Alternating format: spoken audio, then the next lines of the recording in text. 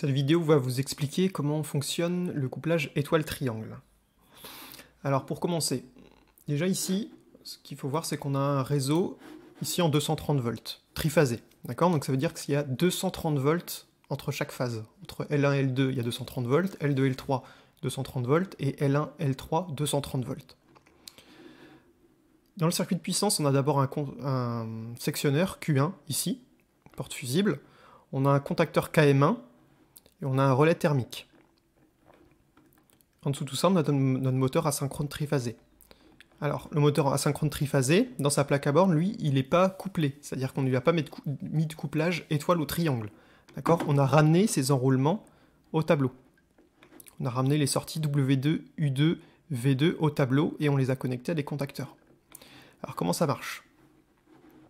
Ici, si mon moteur, je veux le mettre en étoile, je dois fermer ici KM2. Si je ferme KM2 ici, W2 est en relation avec U2 et en relation avec V2, à condition ici que KM3 soit fermé. Donc ici, j'ai bien un couplage étoile. C'est comme si j'avais mis une barrette étoile ici. Pour le couplage triangle, alors pour le couplage triangle, il faut que KM2 soit ouvert. Ici, c'est mon contacteur qui va faire comme si il y avait des barrettes de couplage triangle ici. Donc ici, mon U1, il va être relié au W2. Mon V1 va être relié à U2. Et ici, mon W1 va être relié à V2. Donc là, j'ai bien un couplage triangle. Je précise ici que mon moteur, c'est un 230 volts, 400 volts. Donc ça veut dire qu'ici, avec mon réseau qui est, je rappelle, 230 volts entre phases, il doit être câblé normalement en triangle. D'accord? Moi, je le fais démarrer en étoile, et ensuite, je le passe en triangle. Donc en triangle, il a bien la bonne tension de 230 volts. Par contre, en étoile, il n'a pas la bonne tension. Mais ça, c'est pas grave.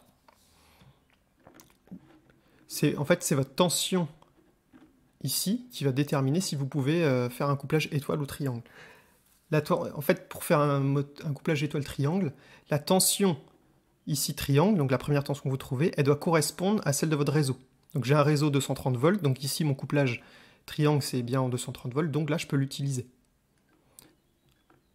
Si j'avais eu un moteur 127 volts 230, j'aurais pas pu l'utiliser, puisque la tension triangle c'est 127 volts, et avec mon réseau ici je peux pas avoir du 127 volts. La tension c'est 230 volts. Donc la seule configuration que je peux utiliser c'est celle-là, 230 volts, 400 volts.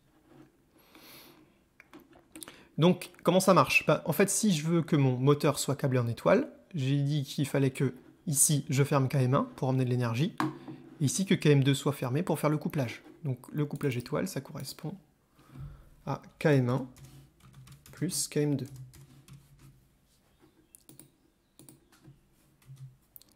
Pour le couplage triangle, il faut que KM1 soit fermé et que KM3 soit fermé. Il faut que KM2, bien sûr, soit ouvert. Donc là, entre KM2 et KM3, il faut un verrouillage mécanique et électrique. KM1 plus KM3. Voilà.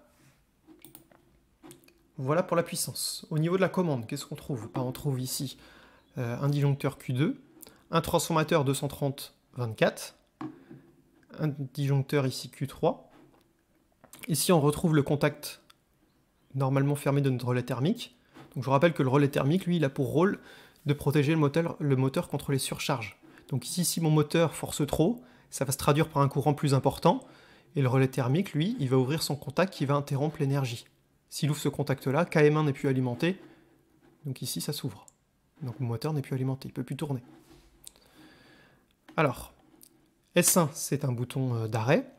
S2, c'est mon bouton poussoir de marche. Si j'appuie sur S2, j'alimente KM1.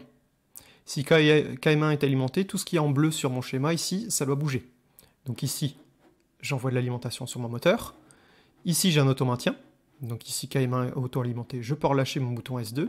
Ici, par contre, je vois que j'ai un contact temporisé. Lui, il ne va s'ouvrir que 5 secondes après avoir alimenté KM1. Donc pour l'instant, il est fermé.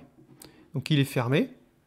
KM3 aussi n'est pas alimenté, donc KM2 est alimenté. Donc ça veut dire qu'ici, j'ai mon couplage étoile. Donc au niveau de ma puissance, KM1 est fermé, KM2 est fermé, mon moteur tourne en étoile. Au bout des 5 secondes, ici, mon contact va s'ouvrir. Si mon contact s'ouvre, KM2 n'est plus alimenté. Donc ici, je ne suis plus en couplage étoile. Par contre, KM1 reste alimenté. Ici, bah celui-là c'est pareil, il a réagi au bout des 5 secondes, donc il avait un retard à la fermeture. Là il est fermé. S'il est fermé, KM2 aussi n'est pas alimenté, donc celui-là est toujours normalement fermé. KM3 est alimenté. Si KM3 est alimenté, ça veut dire que ici, dans ma puissance, KM1 est fermé, KM3 est fermé, c'est-à-dire qu'ici, j'ai un couplage triangle. Donc là, mon moteur tourne en triangle. Et au niveau de l'indication ici, des lampes d'indication, ici, H1, c'est mon voyant étoile qui est fermé lorsque KM2 est alimenté. Et KM3 ici, c'est mon voyant triangle qui signale que mon moteur est câblé en triangle. Et bien, ici est commandé par KM3. Et ici, j'ai une lampe H3 sous tension.